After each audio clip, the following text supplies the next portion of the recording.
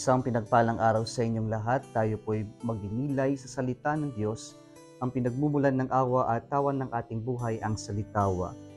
Today we are celebrating the feast of the most holy name of Jesus.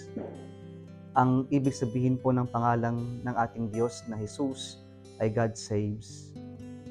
Isa po itong pagpapahayag sa atin na ang Diyos ay naparito, ang ikalawang persona ng Trinity para tayo'y iligtas.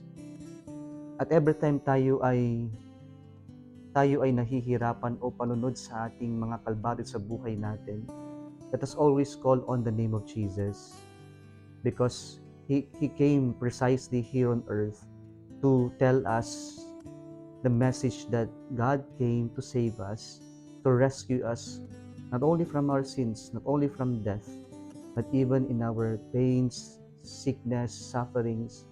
God, our Lord Jesus Christ, came to save us.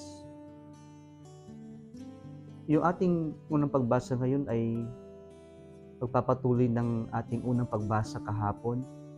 At pinapahayag dito na hindi lamang tayo nililigtas ng Diyos, pagkos tayo din ay sa pangalan ni Jesus, tayo rin ay naging mga anak ng ating Diyos. And so, pinapahayag sa ating ebanghelyo na ang Messiah ay naparito and He will baptize us with water and Spirit. And ito yung pagliligtas. At sa pamamagitan ng binyag, tayo ay hindi lamang napabilang sa mga niligtas ng Panginoon, bagkos sa bisa ng sakramentong ito, tayo rin ay naging mga anak ng Diyos.